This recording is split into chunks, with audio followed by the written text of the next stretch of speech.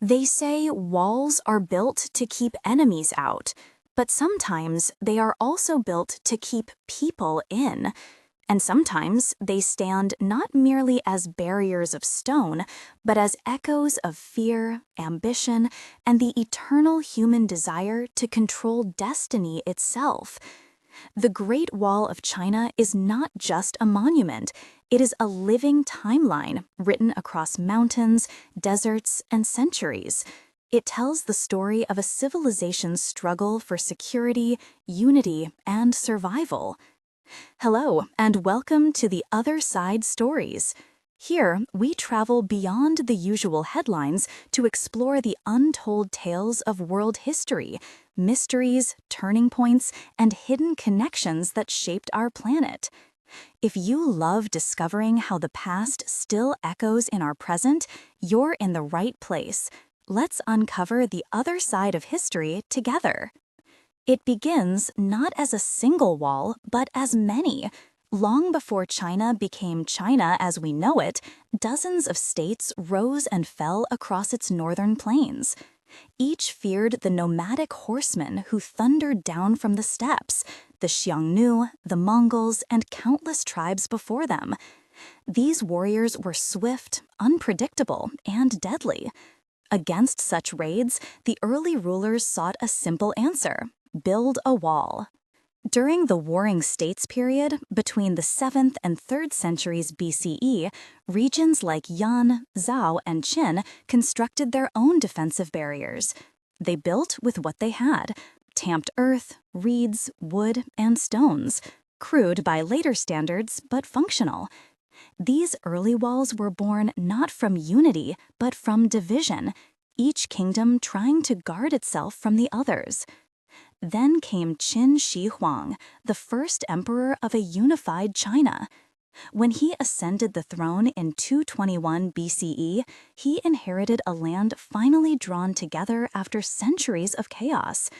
He saw himself as the builder of eternity, a man destined to shape the world with his own hands.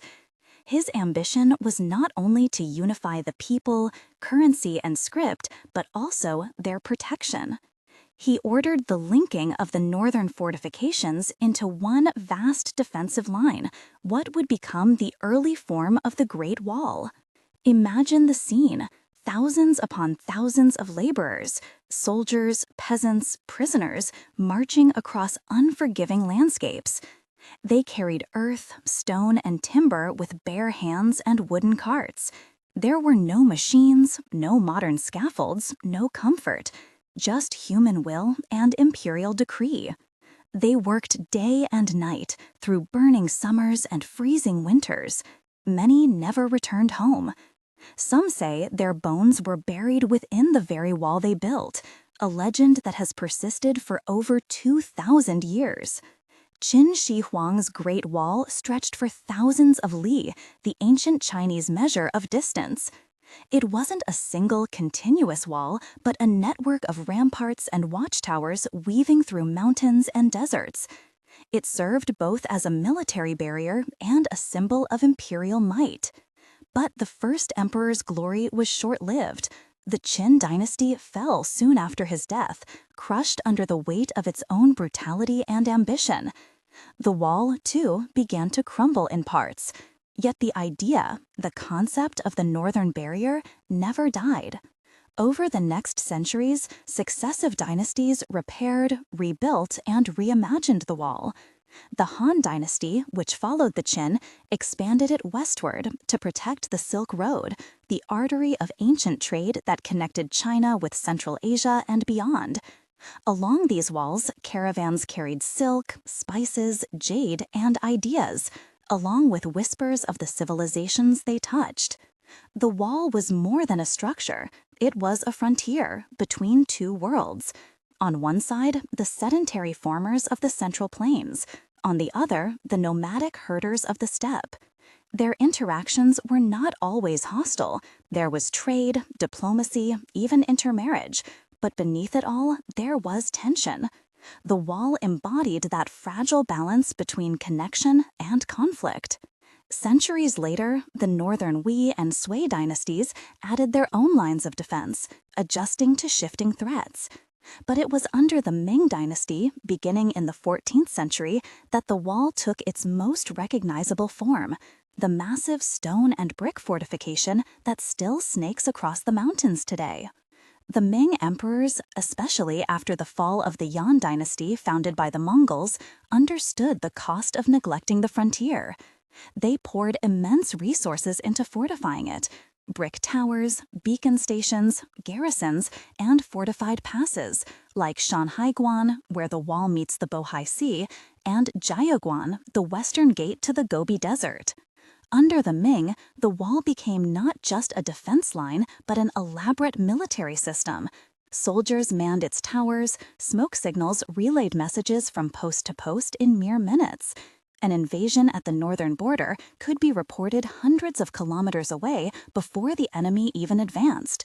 It was, in essence, one of the world's earliest real-time communication networks, powered by fire and human vigilance.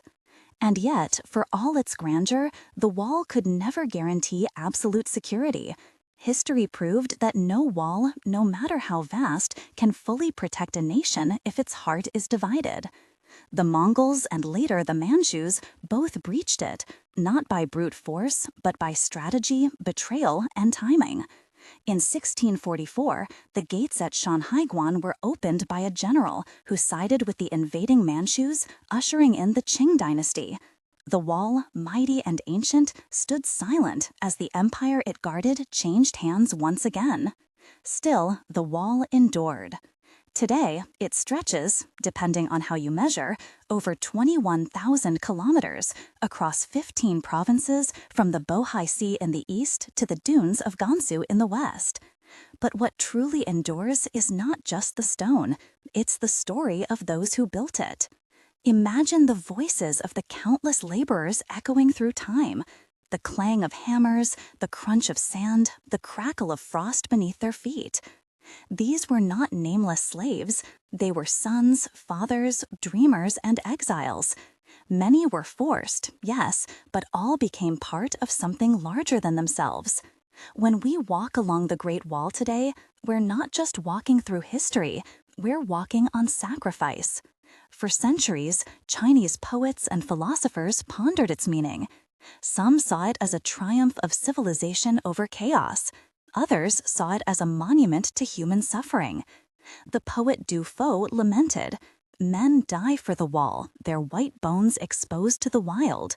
While later scholars admired its endurance, they also questioned the cost of such endurance. The wall's story is not only about protection, it is about identity. It helped define where China ended and where the others began. It shaped how the Chinese saw themselves as a unified civilization distinct from the nomads beyond. But in doing so, it also created an invisible boundary of the mind, one that separated us from them, civilized from barbarian. Yet history shows that these distinctions were never so clear. The Mongols who once invaded became emperors of China. The Manchus who crossed the wall ruled the Qing dynasty for nearly 3 centuries, adopting Chinese culture and governance. The wall, it seems, could keep out armies, but not ideas. To understand the wall fully, we must see it not just as a defense structure, but as a living organism, built, rebuilt, and reinterpreted across millennia. Each brick tells a story. Each section reflects a dynasty's fears and hopes. The construction techniques evolved over time. The early walls of the Qin were made mostly of rammed earth, compacted layer by layer between wooden frames. This method, though primitive, produced structures that could last for centuries in dry climates. In the Ming period, builders used bricks and stone, binding them with lime mortar mixed with rice flour. Yes, actual rice. This unique adhesive gave the wall remarkable durability. The workforce was immense. Estimates vary, but historians believe millions labored on the wall across the ages. During the Qin alone, as many as 300,000 men were conscripted. Soldiers guarded the workers, while convicts and peasants bore the burden of labor. It was said that to defy the emperor's command was death, but to obey it was often the same. The wall climbed mountains, crossed rivers, and plunged into deserts. It adapted to the terrain, sometimes forming natural fortifications where cliffs and ridges offered strength. Watchtowers stood at intervals of a few hundred meters, allowing constant surveillance and signaling. Fortresses and barracks dotted the landscape, creating entire communities along the frontier. Beyond its physical scale, the wall symbolized a vision, a dream of eternal peace secured through endurance. But the irony was better. The harder rulers tried to defend, the more enemies they seemed to create. The wall was both a shield and a scar. In Chinese mythology, one of the most famous tales linked to the wall is the legend of Meng Zhongnu. Her husband was sent to labor on the Great Wall during the Qin dynasty.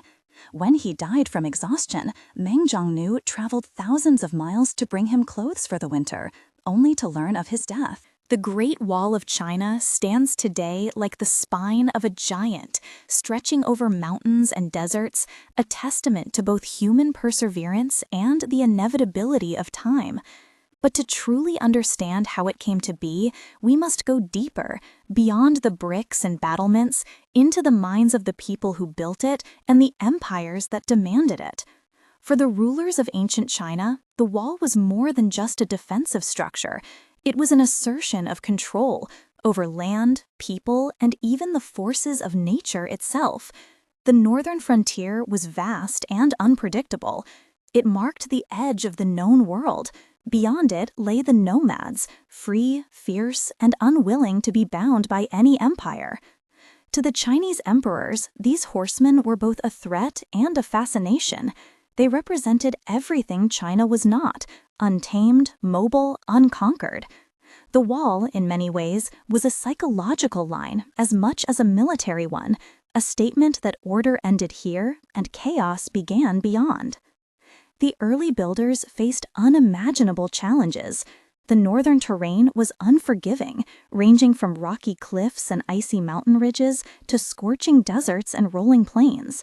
In some regions, there was no wood for scaffolds, no water to mix mortar, no nearby villages to provide food. Every meter of wall demanded a logistical miracle. And yet, somehow, they made it happen. Under the Qin dynasty, construction followed a military rhythm. Laborers were divided into battalions, each commanded by officers responsible for quotas of progress. Supply routes were established across hundreds of kilometers. Oxen carried tools, soldiers guarded the work camps.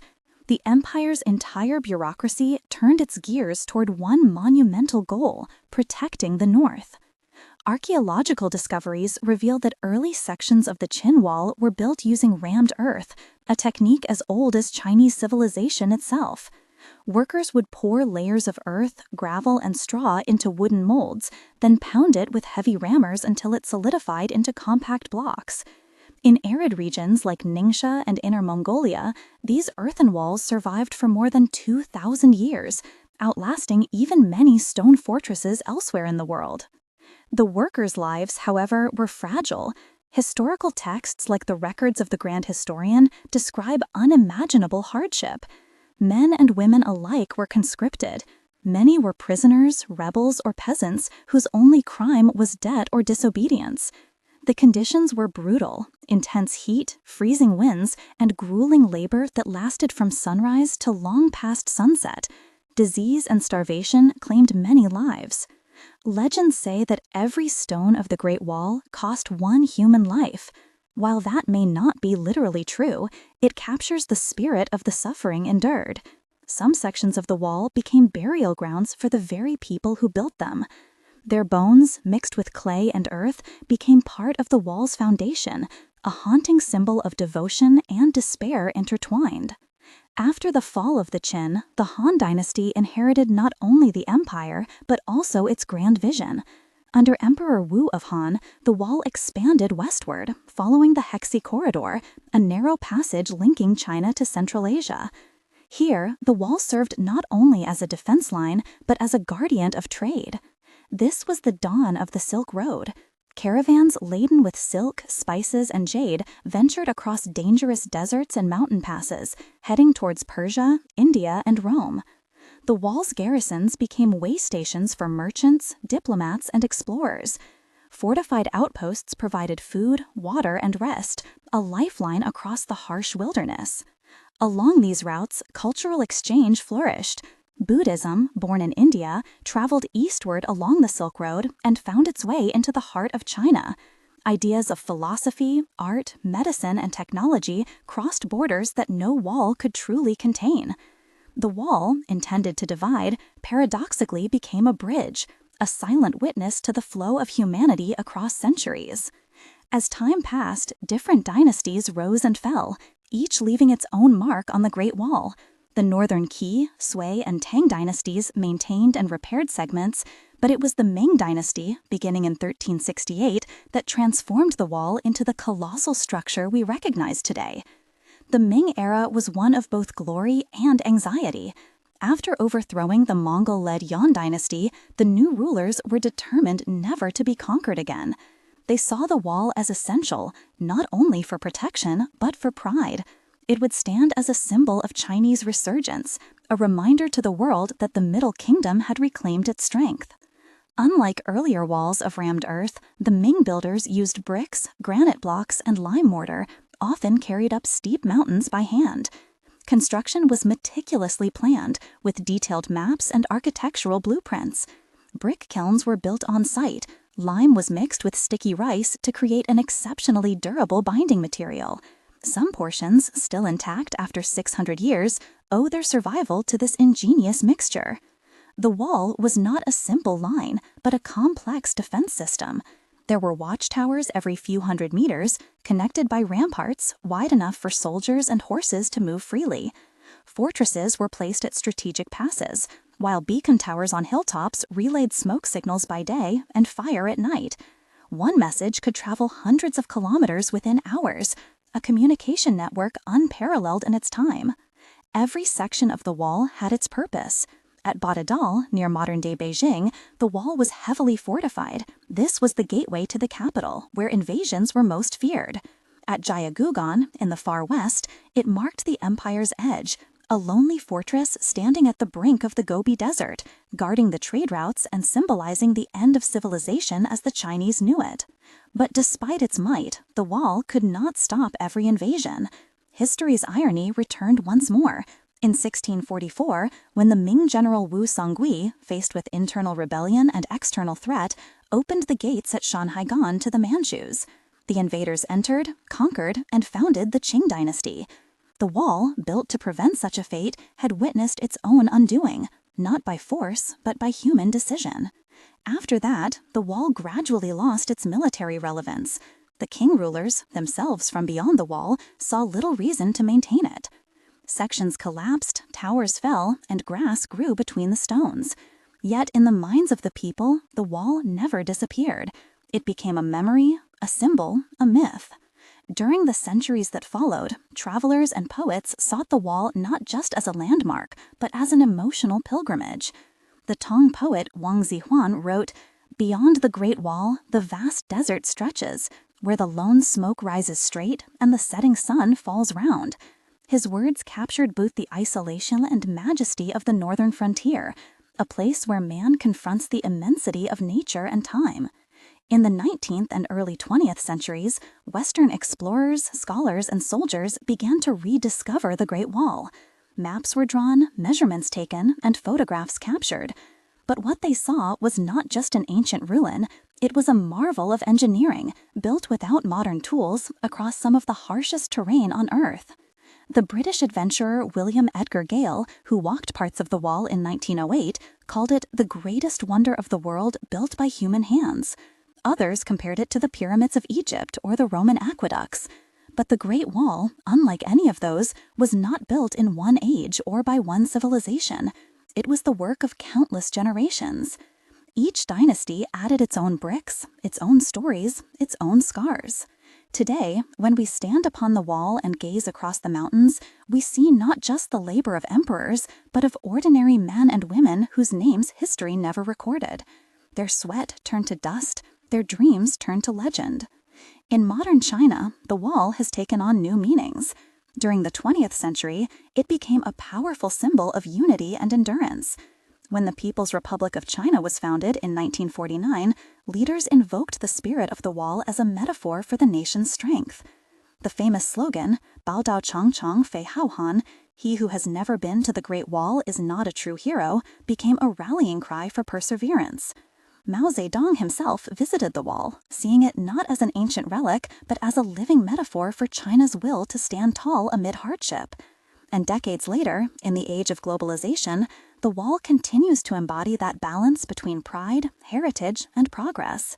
In 1987, the Great Wall was designated a UNESCO World Heritage Site, officially recognized as a treasure of all humanity. This declaration sparked a wave of restoration efforts, though not without controversy. Some sections were carefully preserved, others were rebuilt with modern materials, blurring the line between authenticity and imitation. Meanwhile, archaeologists discovered hidden branches of the wall in regions once thought unexplored, stretching deep into the deserts of Gansu, Ningxia, and even Inner Mongolia. Advanced technologies like satellite imagery revealed new outlines buried under sand and vegetation. Each discovery added another layer to the mystery of how vast and interconnected this defensive network truly was. But as much as we uncover, the wall still keeps its secrets. In remote mountain passes, locals speak of buried tunnels, ancient inscriptions, and hidden caches of weapons. Some say the spirits of fallen workers still guard the wall at night, whispering through the wind. Whether myth or memory, these stories remind us that the Great Wall is not dead. It breathes through the land itself. Standing there at dusk, as the sky fades into the cold blue of evening, one can almost hear the echoes of ancient drums, the distant call of horns, the flicker of torches signaling across the ridges. In that moment, the centuries collapse. When we speak of the Great Wall of China, we often imagine an unbroken ribbon of stone winding across endless mountains. But the truth is far more intricate. The wall was never a single continuous barrier. It was a network of fortifications, trenches, and natural obstacles woven together by strategy and necessity. It evolved through centuries of change, reflecting the fears, hopes, and ambitions of countless generations. To understand its construction, we must also understand its purpose, and how that purpose transformed through time. During the early dynasties, the wall's main function was to guard the settled agricultural heartlands from nomadic incursions. The horsemen of the northern steppes, the Xiongnu, Tuje, and later the Mongols, were not merely raiders. They were skilled warriors with their own rich cultures, accustomed to the open plains and harsh climates. They lived on horseback, their mobility giving them a decisive advantage over the slower armies of the south. For centuries, this tension between the farmers and the herders defined Chinese frontier policy.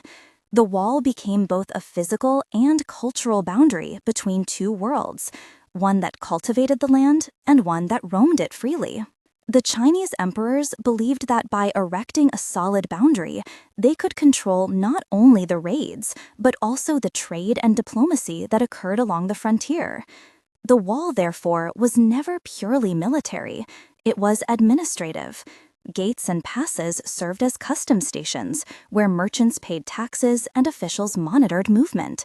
It was a border in the modern sense, one of the earliest in human history. As the centuries went by, engineering methods improved. By the Han Dynasty, the construction of the wall had become a specialized craft. Teams of engineers, surveyors, and craftsmen planned routes using maps and celestial navigation.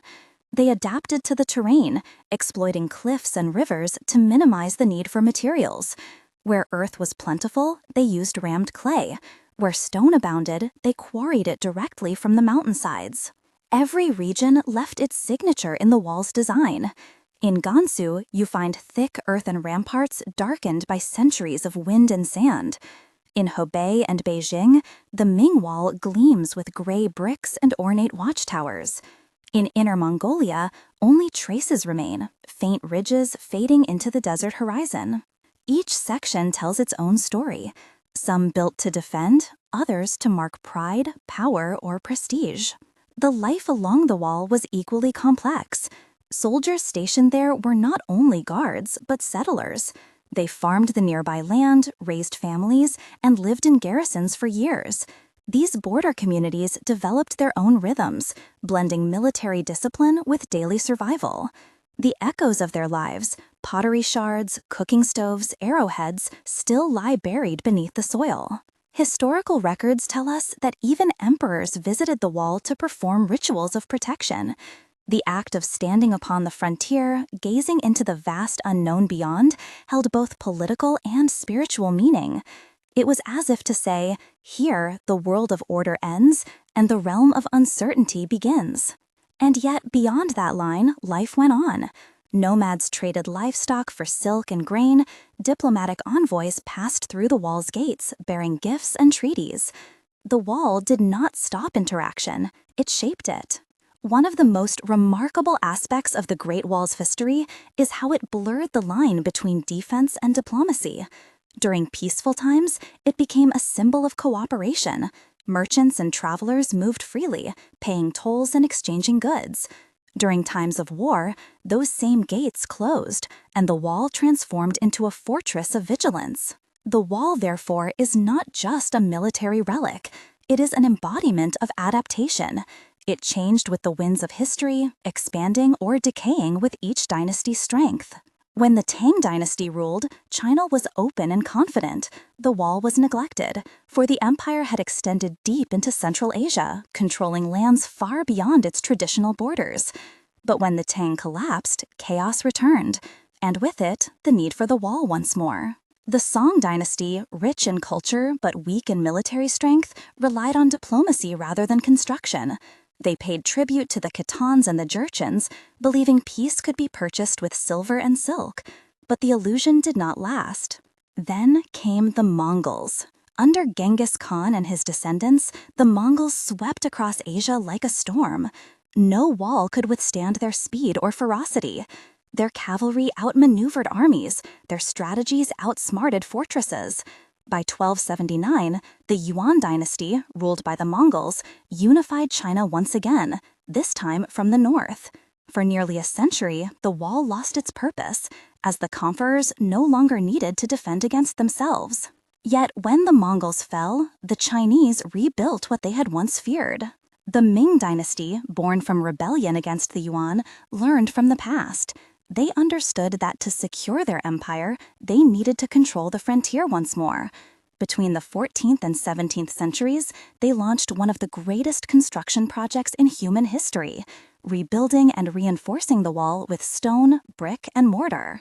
The Ming Wall was different. It was not just a passive barrier. It was an active military zone. Garrisons were established along the route, each commanded by generals who oversaw thousands of troops.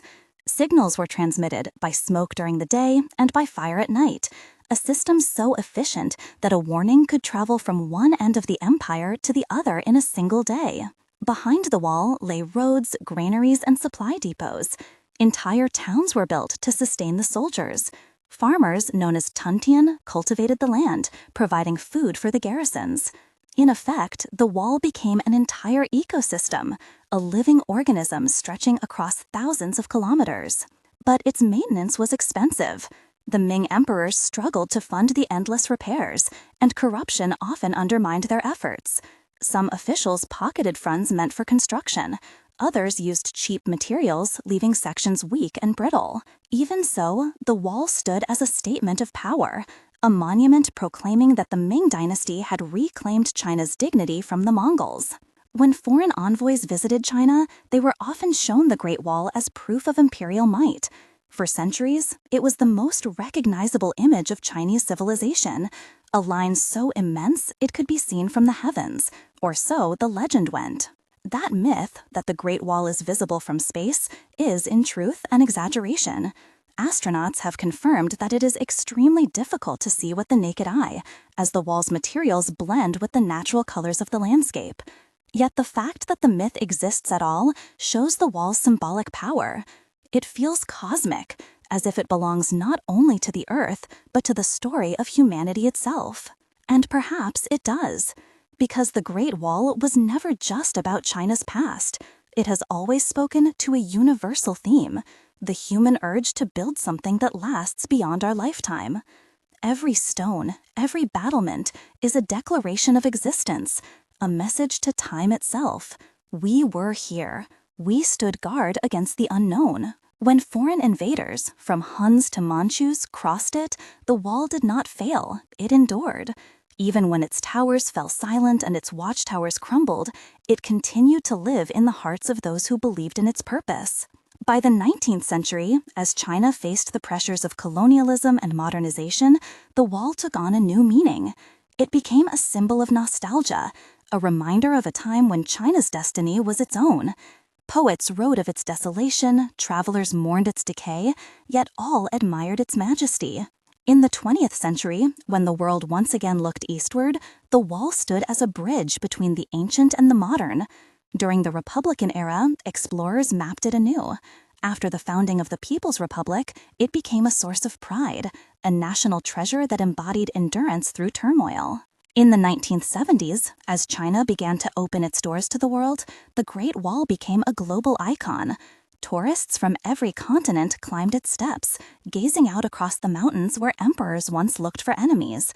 For many, it became a pilgrimage, not to see war, but to witness peace. Today, the wall stands as both ruin and reminder. Some sections are meticulously restored, their brickwork glowing under the sunrise. Others lie forgotten, half buried in sand or covered in wild grass. Time, the ultimate conqueror, continues its slow assault. But even as it fades, the wall's legacy grows. It appears in paintings, films, songs, and even dreams. It represents perseverance, the belief that no challenge is too vast when faced with unity and vision. And so, when people stand upon it, they often fall silent. Because in that silence, you can feel the pulse of something eternal, a rhythm that echoes across 2 millennia of struggle and hope. It is the heartbeat of civilization itself. Standing upon the Great Wall of China, one begins to feel the strange gravity of time itself. The air seems older there. The mountains whisper. The stones beneath your feet hold the weight of thousands of lives. Generations of workers, soldiers, and wanderers who once walked the same ridges, gazed at the same horizon, and wondered if the world would ever change. But the wall, despite its immensity, is not just about stone and mortar. It's about the spirit of human endurance. It is a monument to fear, yes, but also to faith. Faith in survival, in order, in continuity. In ancient China, the act of building was sacred. To build was to impose order upon chaos. It was a way of writing human intent into the earth.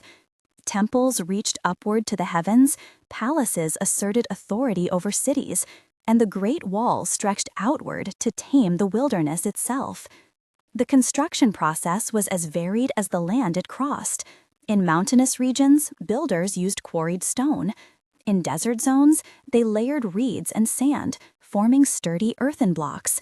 In the eastern plains, bricks became the preferred material, baked in kilns near the work sites to reduce transport burdens. Every element of the wall was local, drawn from the earth it stood upon. This was not a single project, but 1,000 intertwined ones. Dynasties came and went, yet the building continued. The wall's purpose was redefined by each ruler who touched it. For some, it was a shield. For others, a symbol. For the people, it was both burden and destiny. Life for the workers was grueling beyond measure. They were often sent far from home, forced to labor in remote outposts under harsh supervision. Supplies were scarce, hunger and exhaustion constant. Yet among them grew communities, tiny encampments that clung to survival through cooperation and hope. Some workers carved messages into stones, leaving behind brief fragments of humanity, names, prayers, laments. A few have survived to this day, silent testaments to the souls who gave their strength to the wall. It is said that some sections of the wall were built at the cost of tears, and others at the cost of blood. The legend of Mang Zhongnu, the woman whose husband perished during construction, continues to be told in villages throughout China. Her grief, powerful enough to bring down part of the wall, represents the human side of this colossal undertaking, the sorrow hidden behind the imperial glory. For centuries, the wall divided not only landscapes but ways of life. On one side lay the sedentary farmers of the Chinese heartland. On the other, the nomadic tribes of the steppe. Each viewed the other with suspicion and awe. The wall, in a sense, was a dialogue in stone. One side speaking of defense, the other of freedom. And yet, history is filled with moments when the wall connected rather than separated. Markets sprang up near border gates where traders exchanged goods. Silk for horses, grain for furs. Cultural influences seeped through. Music, language, fashion, and even religion. Buddhism, having journeyed from India along the Silk Road, entered China through these very frontier routes. The wall, meant to isolate, became instead a silent witness to cultural fusion. During the Han Dynasty, these exchanges flourished. The government stationed troops along the wall, not just to defend, but to administer trade. Garrison towns became bustling hubs of commerce. The Silk Road pulsed with life, carrying wealth and ideas across continents. To the west lay lands mysterious and vast, Persia, India, the Roman Empire. And through that web of roots, the Great Wall became both guardian and guide. But the wall was never merely physical. It existed too in the mind, a psychological boundary between us and them. It defined what it meant to be Chinese, what it meant to be safe, and what it meant to belong. During the Ming Dynasty, this symbolism reached its peak. The wall became a projection of the empire's confidence and its anxiety. The emperors feared the north, the Mongols, the unknown, but they also sought to prove that China could endure anything. Thus, they poured vast resources into fortifying the wall as never before. Ming engineers introduced advanced techniques, brick-faced walls filled with earth and rubble, lined with drainage systems to prevent erosion. At key passes, they built massive fortresses with layers of defense, ramparts, moats, and gatehouses. The wall tops were wide enough for 5 horses to ride abreast, allowing quick movement of troops and supplies. Each watchtower was a world unto itself. Inside were rooms for rest, storage for weapons, and even small hearths for warmth. Soldiers stationed there faced long stretches of isolation, staring across the plains for weeks without sight of another soul. Their duty was simple but heavy, to light the beacon at the first sign of invasion. One spark in the night could awaken an entire empire. And yet, the greatest threats to the wall were often not armies, but time itself. Erosion, earthquakes, and neglect wore down sections year after year. Local villagers salvaged bricks for homes and stables. Winds carried away the fine dust of forgotten centuries. Even so, the wall's shadow remained. It persisted as a symbol long after its usefulness as a fortress had faded. In the Qing dynasty, when the rulers themselves hailed from beyond the wall, it took on a different role. The Manchus saw it not as a line of defense, but a relic of past divisions, a reminder of conquest and unity alike. They did not rebuild it, but neither did they destroy it. It remained, quietly, an old scar on the land. As the modern age approached, explorers, missionaries, and historians began to rediscover the wall's scale. Early Western travelers, guided by local villagers, traced its path through rugged mountains and desolate deserts. Many were awed, not just by its length, but by its persistence, the way it seemed to defy reason, stretching endlessly into the horizon. One British explorer wrote, "To walk the wall is to walk with ghosts, ghosts of ambition, ghosts of empire, ghosts of man's endless need to build against the unknown." By the early 20th century, the wall had become a metaphor for China itself, ancient, enduring, wounded, and wise. When the nation faced invasion and internal strife, the image of the wall appeared in propaganda, literature, and art as a symbol of resilience. It reminded people that even when battered by history, the essence of endurance could not be destroyed. The 30s saw fierce battles fought near the wall during the war against Japan. Soldiers dug trenches in its shadow, using ancient stones for modern defense. Once again, the wall became a front line, not just between armies, but between eras. After the founding of the People's Republic in 1949, the wall was reborn as a national icon. Restoration projects began in the 1950s, culminating in major efforts during the late 20th century. Tourists from across the world came to walk its ramparts, their footsteps joining those of emperors and peasants alike. And in 1987, the world recognized what China had always known. The Great Wall was more than a national treasure. UNESCO declared it a World Heritage Site, honoring it as one of humanity's most extraordinary achievements. Yet, even as it was celebrated, it was also endangered. Many remote sections, especially those not restored, faced severe decay. In rural regions, villagers dismantled the walls to reuse the bricks, unaware of their historical value. In deserts, sandstorms buried ancient fortifications, while in mountains, landslides tore through old foundations. The challenge of preservation was a race against time. Archaeologists and historians worked tirelessly, mapping and documenting what remained. Satellite imagery revealed forgotten branches and hidden watchtowers buried beneath centuries of erosion. New technologies allowed researchers to reconstruct how different dynasties shaped their sections, how a Han rampart differed from a Ming fortress, how a Kung trench became the foundation for later walls. And through these studies, the wall began to speak again. It told of empires that rose and fell, of men who lived and died, of the unending rhythm of human ambition. Today, the wall stands not as a relic, but as a teacher. It reminds us that power, no matter how vast, is temporary, but purpose can endure forever. The emperors who ordered its construction are long gone. The armies that once thundered toward its gates have vanished into legend.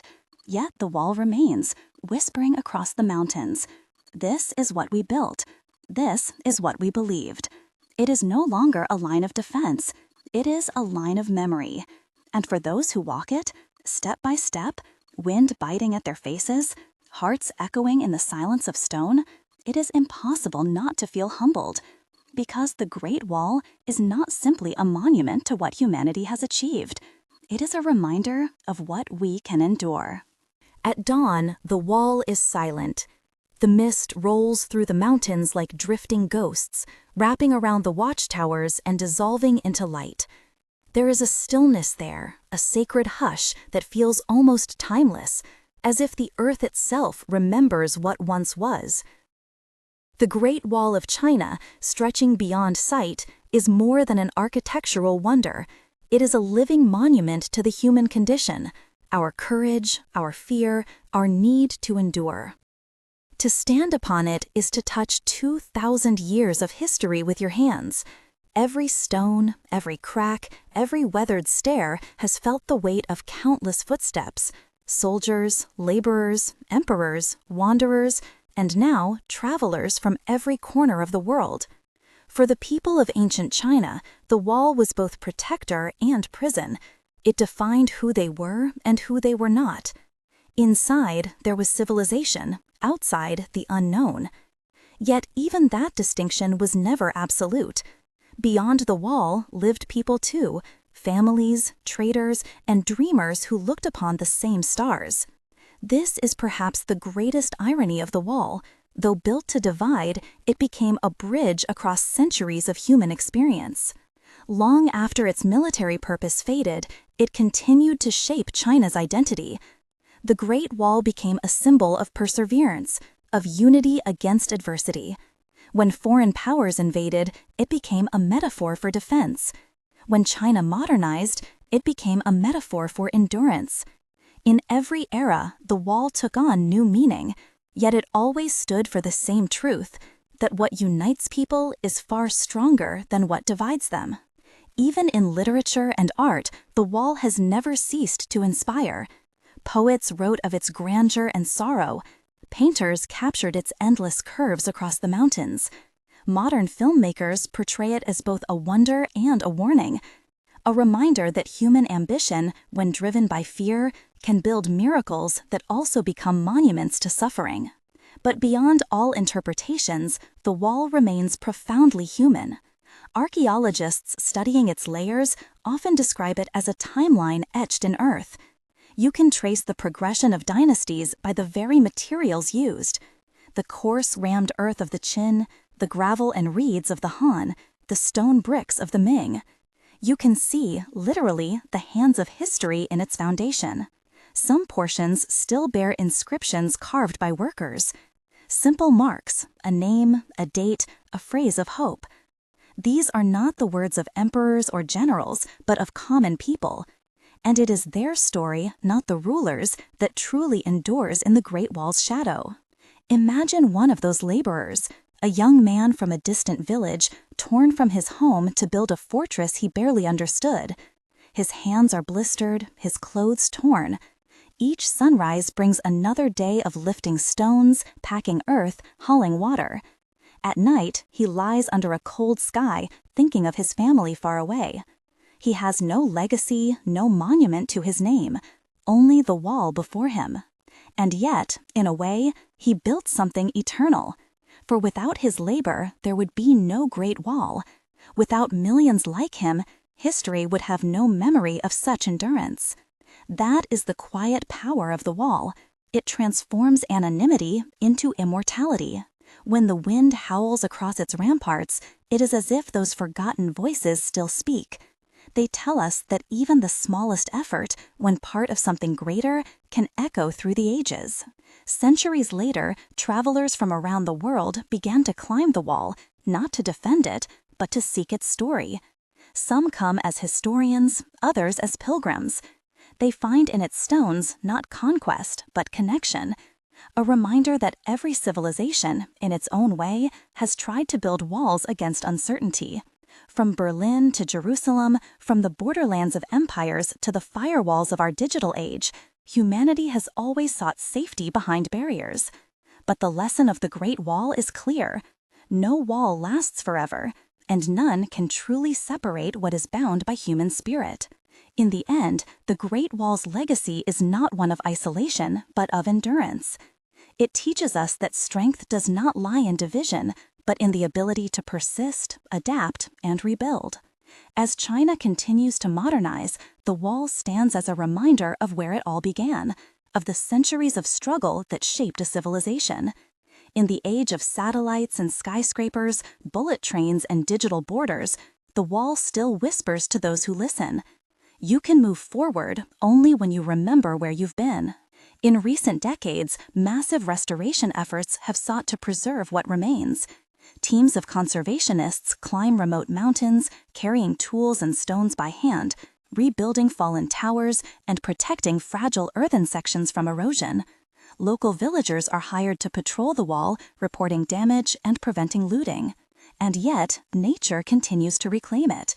In some places, the wall has become one with the landscape. Grass grows over its ridges, trees sprout from its cracks, and birds nest in its towers.